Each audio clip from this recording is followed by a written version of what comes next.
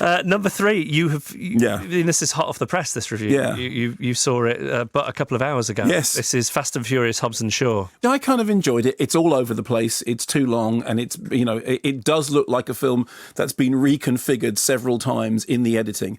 But at the heart of it, you have Jason Statham, of whom I'm a huge fan. You have Dwayne The Rock, or just Dwayne Johnson, of whom, for whom I have an enormous fondness, and Vanessa Kirby, who I think is actually terrific. And all the stuff that basically there is the central gag is, they're chalk and cheese, and they bicker, and then they run around, and there's fighty, and then there's runny and jumpy, chasey, explodey, and it appears to obey no laws of physics whatsoever.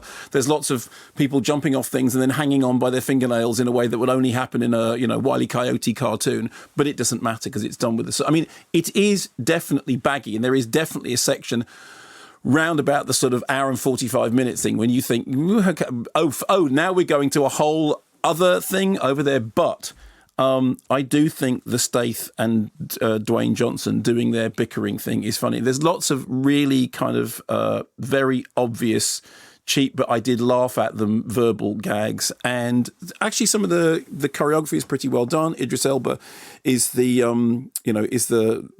sort of the baddie behind it, who's kind of like Terminator, RoboCop. He's been made better. He describes himself as Black Superman.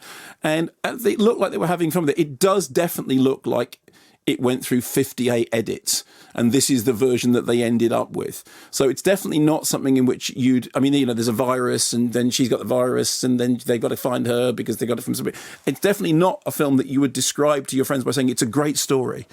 It's not, there's this figure called Gatsby, and, right. He was once in love with Daisy, and then this other thing happened. It's not that, okay? It's not a film that you would describe in narrative terms. It's a film you'd say, the bit when they're running down the side of the wall, and he jumps off the thing, and then he crashes onto Idris, and then he does the thing, and then that's how you describe it. And then there's the bit when they're on the plane having the bickering thing, and they're going to, so I thought it was fun. I enjoyed it much more than I had expected I was going to, but then again, I'm a total sucker for anything with the Stath in it. I still think the Stath's best film is Hummingbird, which is massively overlooked. And have you seen it? No. Again, nobody has, which is a shame because it's actually really good. And I think he's brilliant in Spy because I think he is really genuinely very funny. But I thought it was fine. We have this from Cowrie Tulineus, who says, Dear Hobbs and Ball, I had to pull the I'm not crying, I'm cleaning my glasses move in the most unexpected of circumstances at a screening of Hobbs and Shaw. I'd never seen a Fast and Furious film, but I didn't want to waste a free ticket. There's a topic, isn't it? Yes. Things you went to see only because it was free.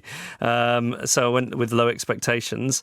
I enjoyed, but I wasn't terribly engaged by the first 3/4 of the film. But once Mr. Rock and company got some quite smudgy, Cowrie adds, you see, I'm about to move back to my home island, Iceland, after living abroad with my family.